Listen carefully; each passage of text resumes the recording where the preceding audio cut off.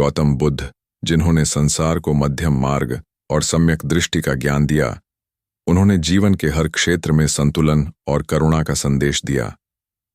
जब बुद्ध ने कहा विवाह मत करो, तो यह केवल दाम्पत्य या संबंधों के संदर्भ में नहीं था, बल्कि संपूर्ण जीवन के दृष्टिकोण से एक गहन दार्शनिक सत्य था। विवाह का अर्थ केवल पति पत्नी के बीच अलगाव नहीं, बल्कि किसी भी प्रकार का विभाजन, मन का, विचारों का, समाज का और आत्मा का हो सकता है। बुद्ध के अनुसार विभाजन का अर्थ है अहंकार का प्रकट रूप, और अहंकार ही दुख का मूल कारण है। यह स्क्रिप्ट इस बात पर केंद्रित है कि बुद्ध ने विवाह मत करो क्यों कहा, इसके पीछे क्या तर्क और करुणा छिपी थी, और आज के जीवन में इसका क्या महत्व है। बुद्ध का दृष्टिकोण एकता में सत्य। बुद्ध का जीवन अनुभव कहता था कि जब तक मन विभाजित है तब तक शांति असंभव है। जब मन कहता है यह मेरा है, यह तुम्हारा है, यह सही है, यह गलत है, यह धर्म है, वह अधर्म है, तब संघर्ष उत्पन्न होता है। बुद्ध ने देखा कि यही विभाजन, यही द्वंद्व इंसान के भीतर दुख की जड़ है। इसलिए उन्होंने कहा, जहां विभाजन है वहां करुणा नहीं, जहां करुणा नहीं वहां बुद्धत्व नहीं। विभाजन का अर्थ है दूसरे को स्वयं से अलग समझना, और यही मूर्खता का आरंभ है। जब हम समझते हैं कि हम और दूसरा एक ही चेतना के अंश हैं, तब विभाजन मिटता है और प्रेम का जन्म होता है। संबंधों में विभाजन का दुख बुद्ध ने कई बार गृहस्थ जीवन के लोगों को समझाया कि पति पत्नी, माता पिता, संतान या मित्र, इन सभी संबंधों में सबसे बड़ी त्रासदी तब आती है जब उनमें अलगाव की भावना प्रवेश कर जाती है।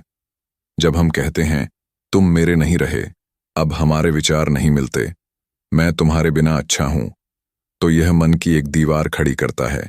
यह दीवार अहंकार की होती है, प्रेम की नहीं। बुद्ध के अनुसार विभाजन से कभी सुख नहीं मिल सकता, क्योंकि विभाजन प्रेम की मृत्यु है। सच्चा संबंध वह है जहां समझ, क्षमा और करुणा जीवित हो, जहां केवल अपेक्षाएं नहीं, स्वीकृति हो। बुद्ध कहते हैं, समझ प्रेम का दूसरा नाम है। जो व्यक्ति दूसरे को समझता है वह विवाह नहीं करता, वह एकता को बनाए रखता है। मन का विभाजन, सबसे गहरा संघर्ष। बुद्ध ने समझाया कि मन ही संसार का मूल है। जब मन स्वयं से विभाजित होता है, एक भाग चाहतों में, दूसरा भाग डर में, तब भीतर का युद्ध शुरू होता है। यह युद्ध ही अवसाद, चिंता, ईर्ष्या और अस्थिरता का कारण बनता है। मन का विभाजन मनुष्य को अपनी ही छाया से भयभीत कर देता है। इसीलिए बुद्ध कहते हैं, जब तक तुम अपने भीतर एक नहीं होते, तब तक बाहर की कोई एकता संभव नहीं।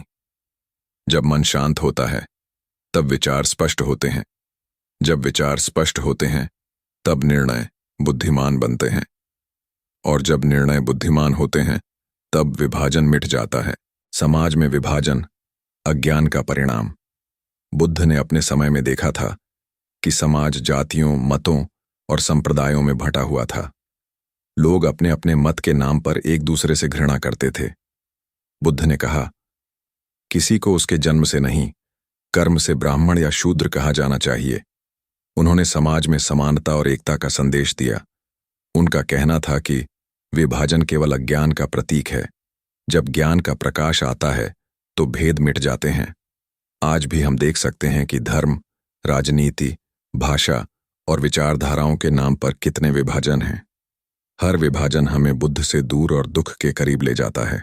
विभाजन के कारण अहंकार और मोह। बुद्ध ने बताया कि हर विभाजन के पीछे अहंकार छिपा होता है। अहंकार कहता है, मैं सही हूं, तुम गलत हो, मेरा मार्ग श्रेष्ठ है, तुम्हारा नहीं। जब तक यह मैं जीवित है, तब तक विभाजन जीवित रहेगा। जब मैं मिटता है तो हम का जन्म होता है, और यही हम करुणा की भूमि है। बुद्ध कहते हैं, जब अहंकार मरता है तब प्रेम जन्म लेता है। विवाह करने वाला व्यक्ति स्वयं से अलग हो जाता है, और जो स्वयं से अलग है वह संसार से भी जुड़ नहीं सकता। करुणा विभाजन का अंत। बुद्ध का पूरा धर्म करुणा पर टिका है।